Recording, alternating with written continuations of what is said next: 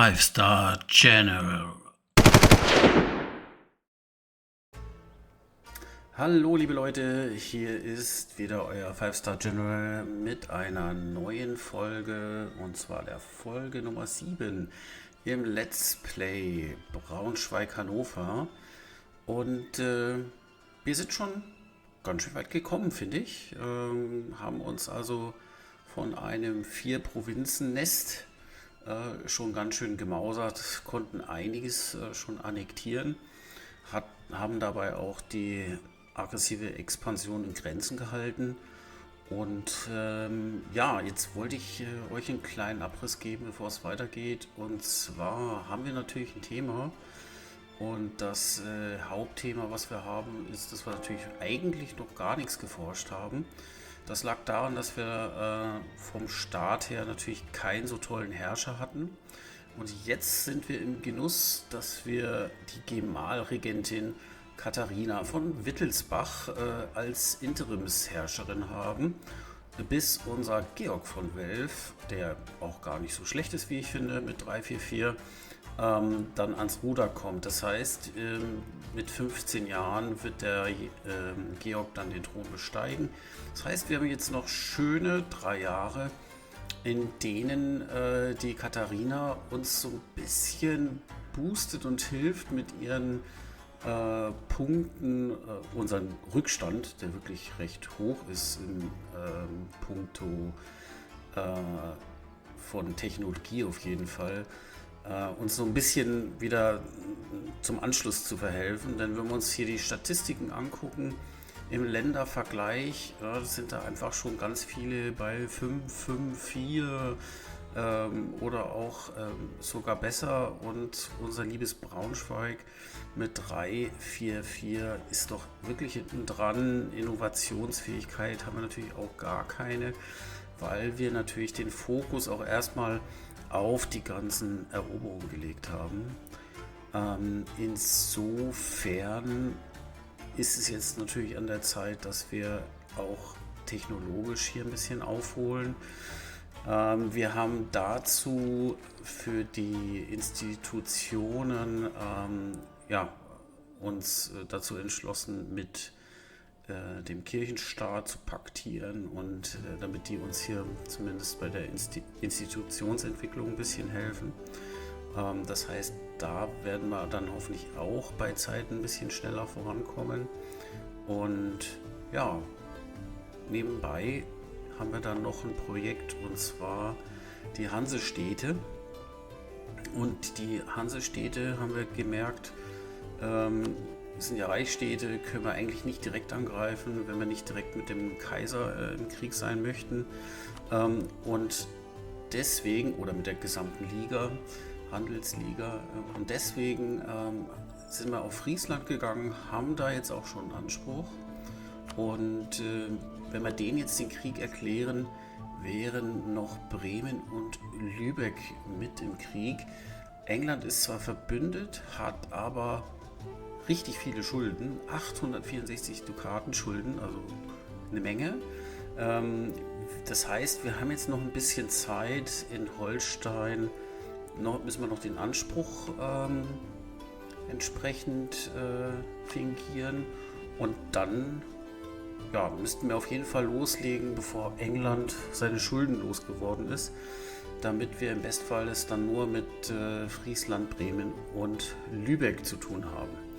Und das wäre richtig nice, weil handelstechnisch sind wir ja wirklich noch hinten dran. Wenn wir uns das hier angucken, wir haben zwar schon einiges an Provinzen jetzt hier im Lübecker Umschlagplatz, aber vom Handelseinfluss ist das natürlich gar nichts. Also hier sind Dänemark und natürlich auch Lübeck vorne. Pommern ist mit dabei, Friesland sogar, Bremen, ich glaube Hamburg müsste auch noch dabei sein, selbst England. Ja, und wo sind wir? Braunschweig hat 2% Handelseinfluss. Also auch was das Thema Handel angeht, macht es, glaube ich, das wäre jetzt so Trial and Error, noch keinen Sinn, hier den Händler von Wien umzusetzen.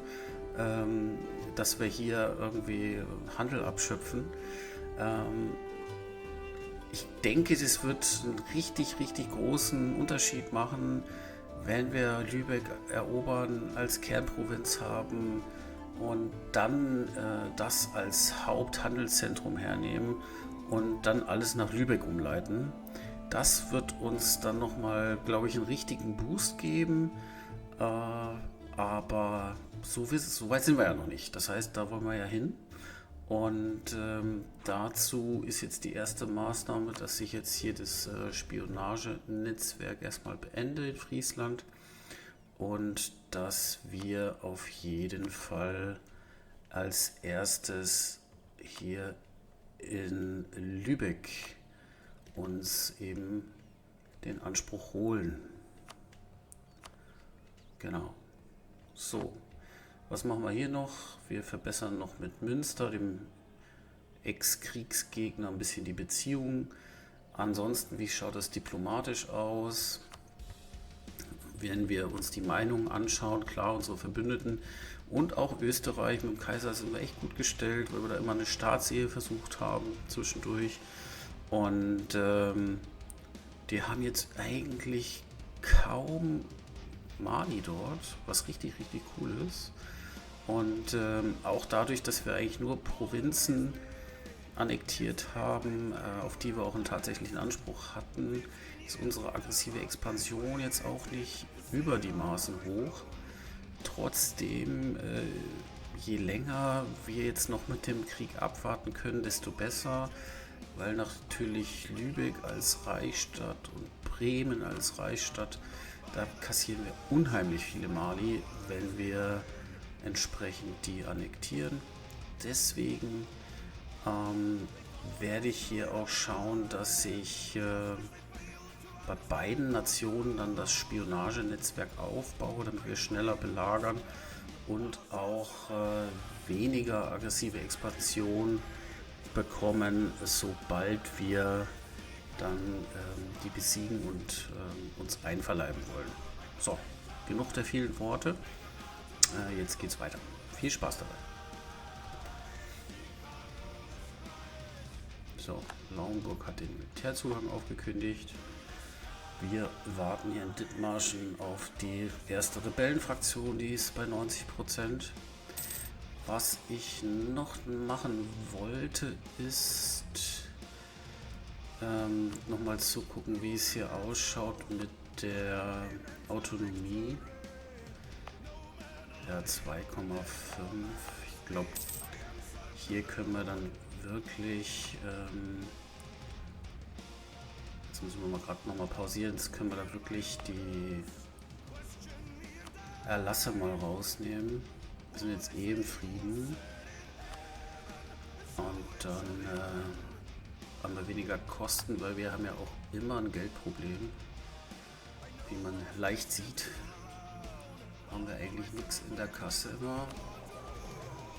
Und na gut, jetzt kommen wir auf 2,16. Ich überlege halt, ob ich noch einen weiteren Berater mit reinnehmen kann, damit wir noch bei den Punkten jetzt wirklich zügig vorankommen. In Wismar sind wir bei 5. Ja, hier ist die Autonomie noch wirklich hoch, aber ich glaube, ich gehe jetzt hier wirklich erstmal voll aufs Geld verdienen. Weil das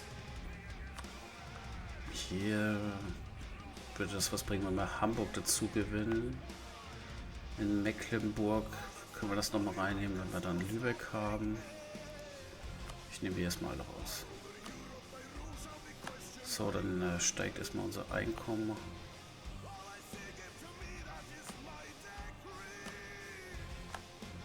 Ja, das bringt uns erstmal ein bisschen weiter. Schaut es hier aus. Sind wir noch bei 13 und 3. Also hier will ich es drin lassen. Dass wir da noch weiter runter ticken. So, und was hat uns das jetzt gebracht? Jetzt sind wir bei 2,41. Ja, vielleicht können wir uns noch einen diplomatischen Machtpunkt dazu holen.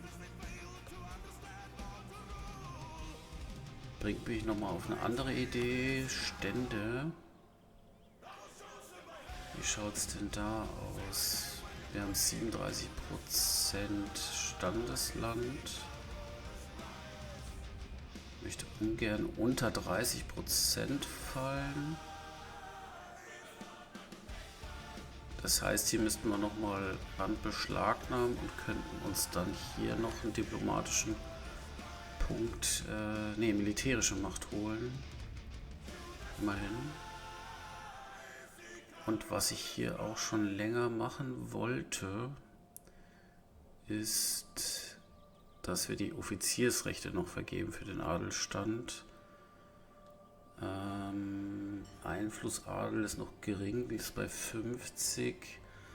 Und wir kriegen dann immer mal wieder einen General mit 40 Tradition. Das wird uns helfen, weil wir überhaupt noch kein Geld hatten, unsere Armee zu drillen. Keine Chance. Das mache ich. So, dann können wir auch gleich mal gucken, was uns der bringt. Minus 10 Loyalität können wir uns gerade leisten. Und dann haben wir hier nochmal einen neuen General mit 2 Fernkampf, 3 Nahkampf und 1 Manöver. Ja, finde ich jetzt einfach den Hattendorf aufgrund des einen Punktes für die Belagerung besser, aber wir werden dann auf Sicht sowieso wahrscheinlich 2 kleinere Armeen bilden. Wobei momentan bin ich eigentlich so noch zufrieden.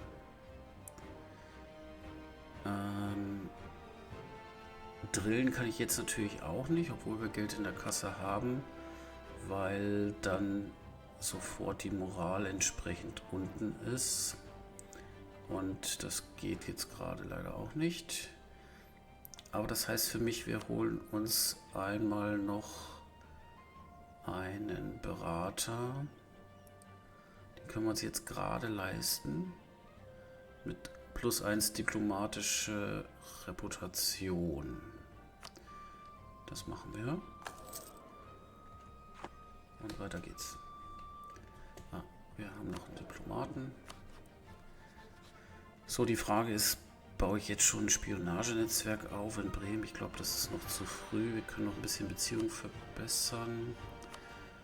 Und zwar, da macht es überhaupt keinen Sinn, nach wie vor. Da haben wir noch Rivalen. Also eigentlich sind wir hier ganz gut aufgestellt.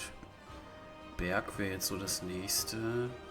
Die sind auf minus 32, aggressive Expansion. Das sind natürlich die ersten Kandidaten, die dann in eine Koalition gegen uns eintreten. Schauen wir mal, dass wir das verbessern. Und weiter geht's.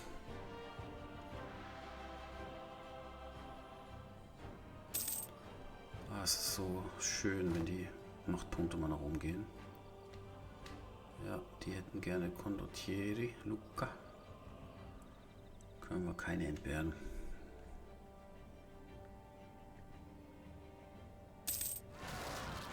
So, das ist die erste Revolte in Dithmarschen.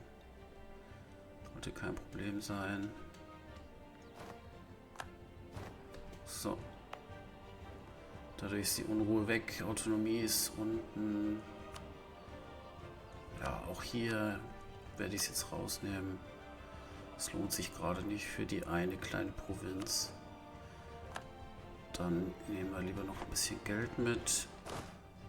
Und jetzt gehen wir nach Meppen.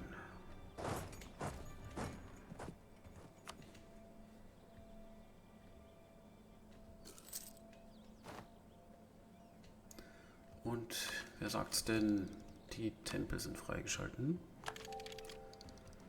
So, jetzt geht's doch hoffentlich wirklich ein bisschen schneller, was unsere Technologien angeht. Soll ich mir noch einen weiteren Berater leisten? Boah. Wäre natürlich auch schön, so ein bisschen was in der Schatzkammer zu haben. Ich glaube, ich werde das erst nochmal lassen.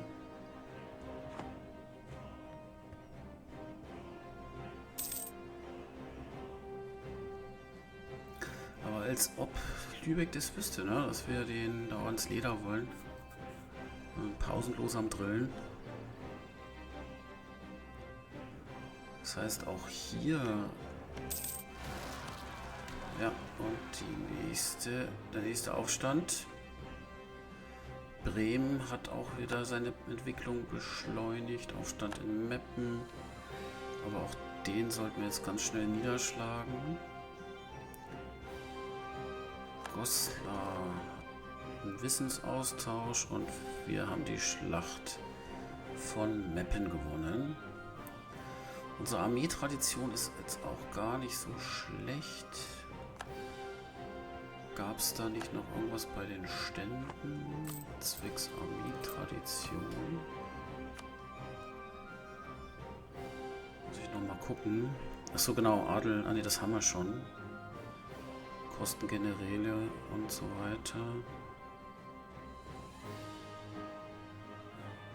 Die erhöhten Aufgebote möchte ich eigentlich nicht machen. Ne, passt.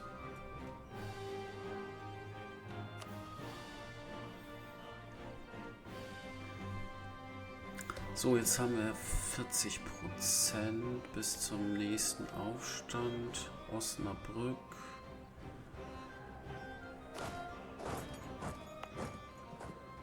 Ja. Kommt schon viel Unruhe. Vielleicht bringt das schon was mit der Armee, dass wir die ein bisschen eindämmen.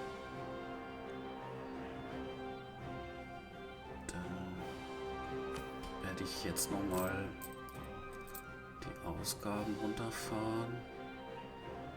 Wenn wir jetzt bei 40% sind ganz runter. Vielleicht können wir noch mal ein bisschen was bauen.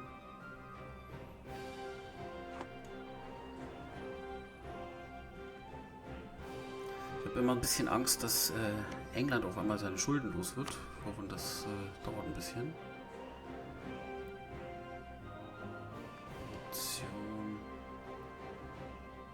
Sehe ich denn das hier? Sehe ich das hier überhaupt? Aber wie kann man minus 96 Prestige haben? Das ist echt cool.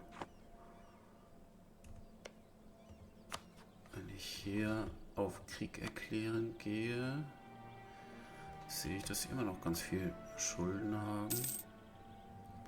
Ich hoffe, es ist einfach nicht irgendwann egalisiert, weil die irgendwie bankrott gemacht haben oder irgendwas.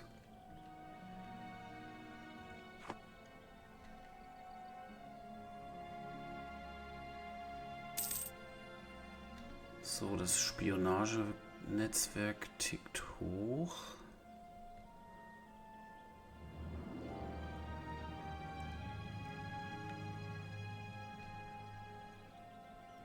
So, wir machen ein bisschen Kohle. Ich darf nicht vergessen, dass ich auch noch ein bisschen in die Armee investieren wollte.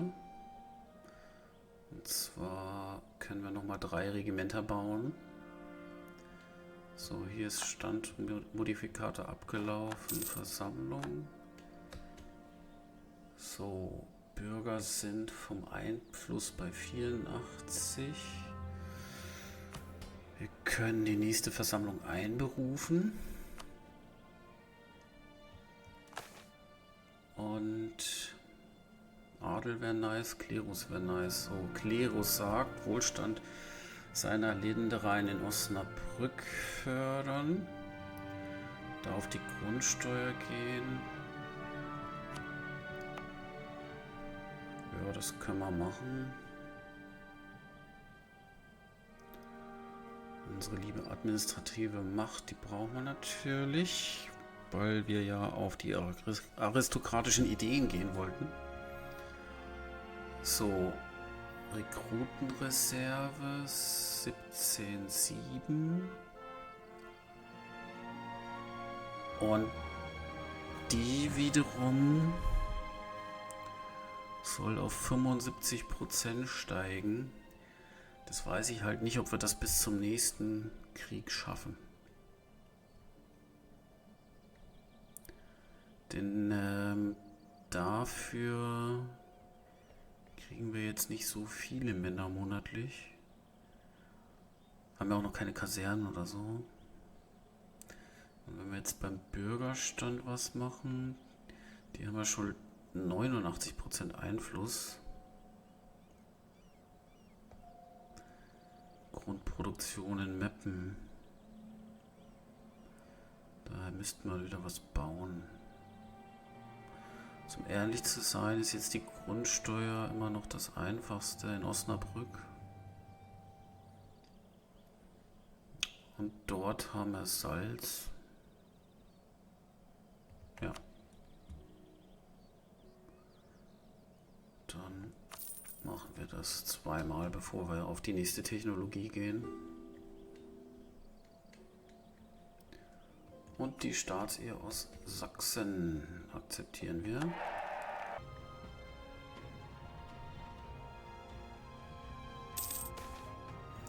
So, was haben wir jetzt? Exportlizenzen gewähren. Anstatt den Adligen direkt Geld zu zahlen, besteht eine andere Möglichkeit darin, ihnen Privilegien zu gewähren, um Sondereinnahmen, zum Beispiel aus dem Außenhandel, zu erzielen, mit denen sie wiederum ihre eigenen gesunden Gewinne erzielen können. Unlängst wurde ein Vorschlag an die Gemahlregentin herangetragen, mehreren Adelsfamilien Exportlizenzen für unseren Handel mit Ostfriesland zu erteilen. Dieses Angebot würde den Adel sicher zufriedenstellen, doch die Händler könnten die Sache weniger günstig sehen. So, gewährt ihnen Privilegien. Die Meinung von Ostfriesland ändert sich plus 20. Wir verlieren 10 Legitimität. Braunschweig erhält zusätzliche Steuereinnahmen. Global 10%, das ist echt gut. Und der Bürgerstand verliert 10 Loyalität, der hat aber am meisten. Dann hätte ich gern die Steuereinnahmen. So, unser Einkommen ist jetzt endlich mal ganz okay. Wir sind bei 4 im Plus. Und natürlich auch den Unterhalt komplett runtergefahren. Da waren es noch 3,33 EP. Woran lag das jetzt? Das ist keine gute Entscheidung. Plus 4,28. Was war das jetzt eben? Verstehe ich nicht. Nein, wir wollen keine Dukaten tauschen. Vielleicht mache ich es ja doch mal andersrum, weil Geld könnten wir jetzt echt gut gebrauchen. Wie viel kriegen wir denn hier? Wer hat denn am meisten Einnahmen? Vermutlich Mailand.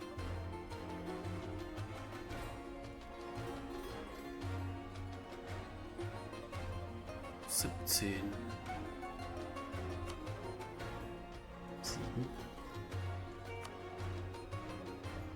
7, das ist alles gar nichts. Da könnte man natürlich mal machen, ne? Berg. Also ich finde diese Mechanik nicht toll, aber die anderen machen es ja auch. Stoppen wir mal die Beziehungsverbesserung in Berg. Und würden uns über Dukaten freuen.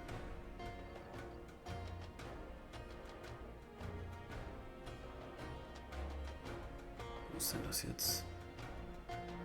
Da.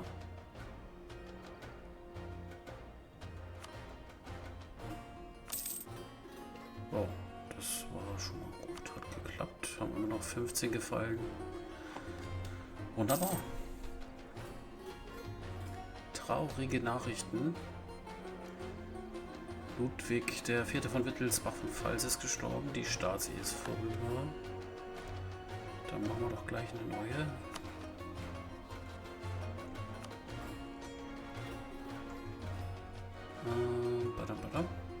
Nachfolger ist Friedrich I. von Wittelsbach. 224, ganz okay. Dank der Wittelsbacher Gemahlregentin geht ja auch was vorwärts. 11,88. Das ist echt gut. Unser Anspruch steigt auch schön, schon auf 67. So, Spionage-Netzwerk, Anspruch fingieren auf Lübeck. Läuft. So.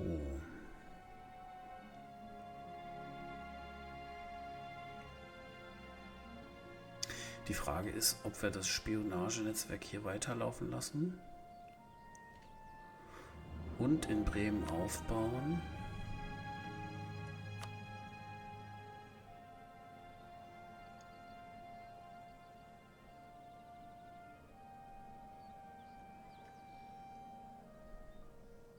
Damit wird dann auch ein bisschen die aggressive Expansion abgesenkt mit einem höheren Wert.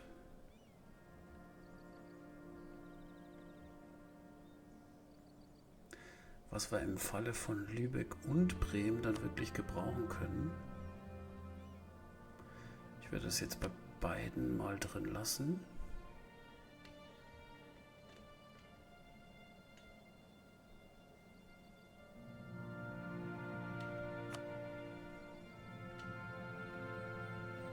Und jetzt ist schon die Frage,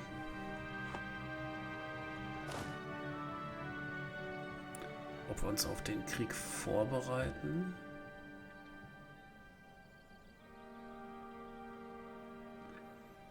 Könnten hier jetzt wieder ein bisschen was bauen.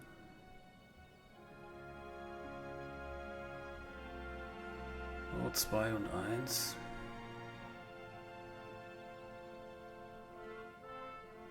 Ja. Was war Hammer?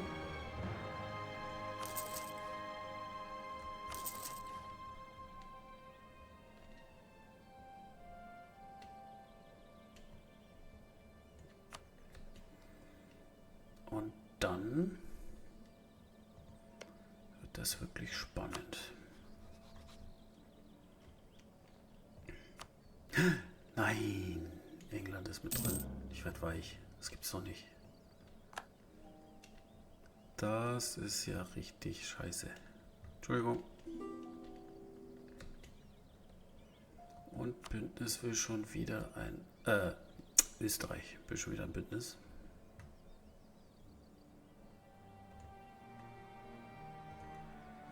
Okay, das muss ich jetzt erstmal verdauen.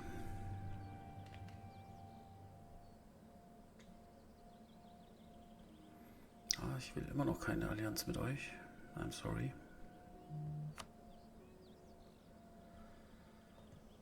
Ah, das hat mir jetzt ja den ganzen Plan versaut hier.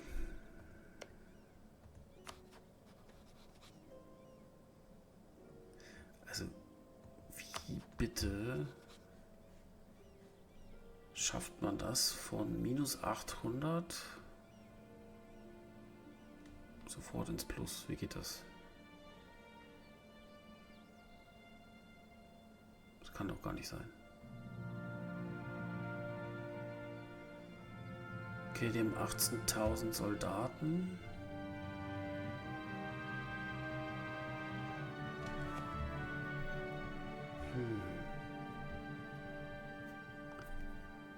Puh.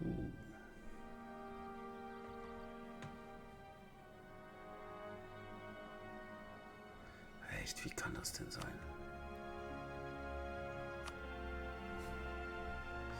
Kann man natürlich hoffen, dass sie nicht alles rüberschicken. Kann natürlich auch richtig ins Auge gehen.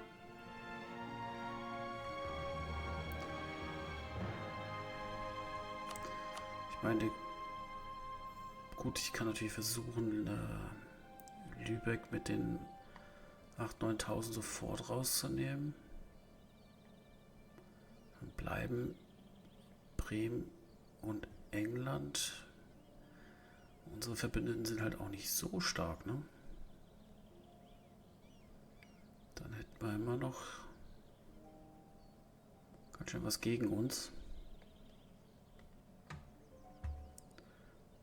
Dann ist die Überlegung, ob man es mit zusätzlichen Söldnern macht.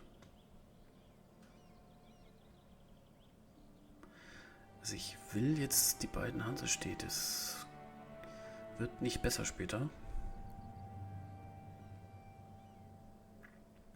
Das kann natürlich ein Gamebreaker werden. Das gibt's doch nicht. Also die haben jetzt immer noch 730 Schulden. Das ist jetzt nicht schlimm, oder wie?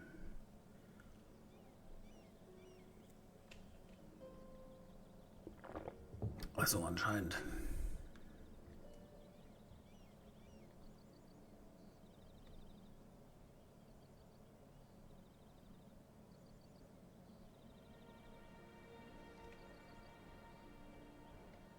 Tja. Müssen wir so hinnehmen.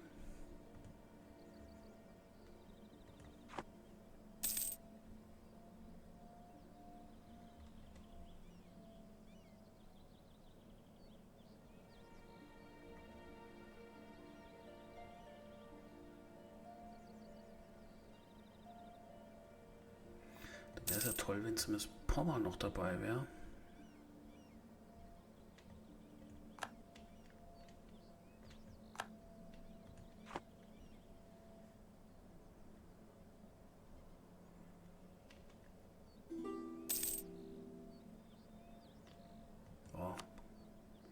Oh, warte mal, was ist jetzt da passiert? Utrecht erbittet Militärzugang. Sie sind im Krieg mit Schweden, England, Schottland, Moskau. Also mit echt vielen. Das ist natürlich cool wiederum. Mache ich gerne.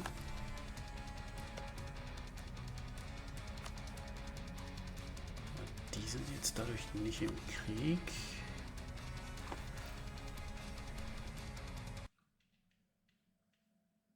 Oh.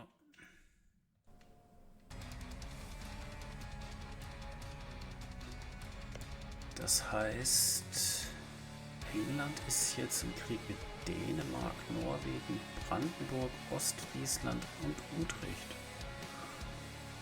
Ja.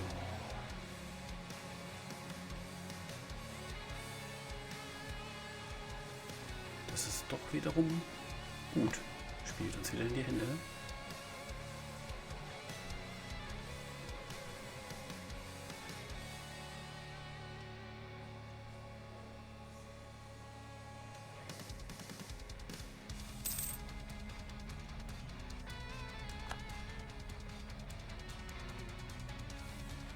Ja, die machen sie auch direkt auf dem Weg hier.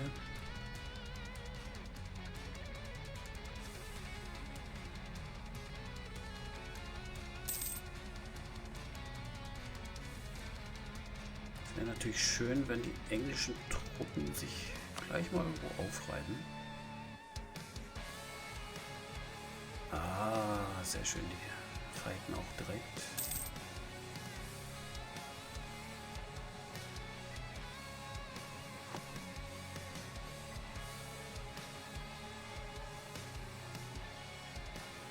So, was ist da los im Berg?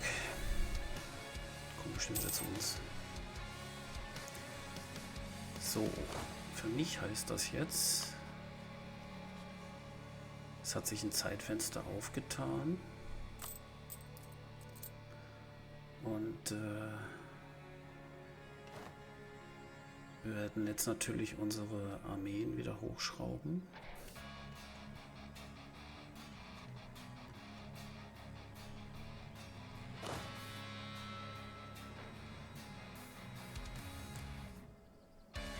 Und wenn die soweit sind, werde ich, glaube ich, nicht warten. Kann ich nur hoffen, dass ich England irgendwie mit weißen Frieden rausbekomme.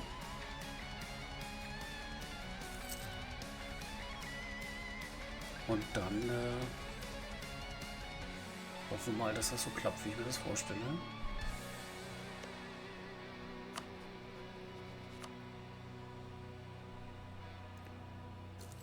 Ja. Pommern hat leider immer noch Schulden.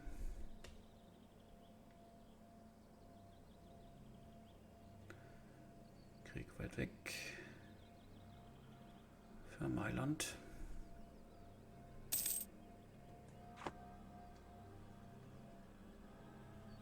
Ist das eigentlich ein Angriffskrieg, was die da machen?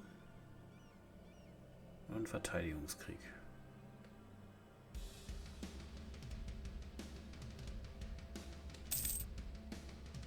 Und Österreich hat Bosnien den Krieg erklärt. Riga schloss ein Militärbündnis mit. Ja, jetzt geht es nämlich Schlag auf Schlag. Das wäre nämlich alles großer Käse. Ich muss dieses Zeitfenster nutzen. So. Ja, Lübeck ist auch schon auf 10. Das wird wahrscheinlich schon eng, wenn die gedrillt haben. Puh.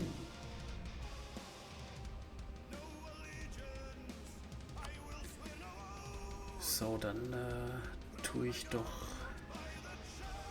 lieber den Georg Franz Lindemann rein. Der hat 3 Nahkampf.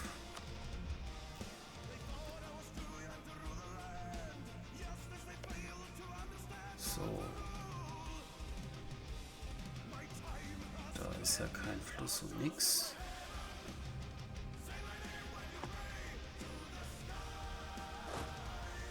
Wir gehen schon mal in Position.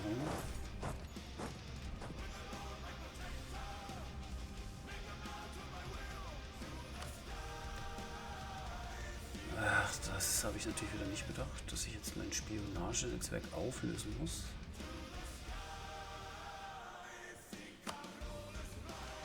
Naja, zum Krieg erklären, aber dann auf jeden Fall eher in Bremen.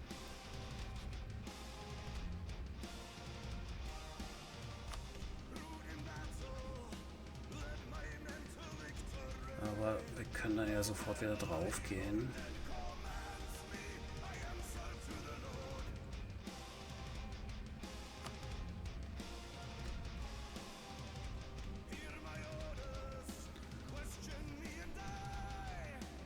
So, liebe Freunde, und jetzt werden wir natürlich auch noch Rebellen kriegen in Osnabrück direkt, aber no risk, no fun. Wir werden sehen, wie das Ganze läuft in der nächsten Folge. Bleibt dran, vergisst nicht die Glocke zu klicken fürs Abo und den Daumen hoch. Bis dahin, euer 5-Star General, bye bye.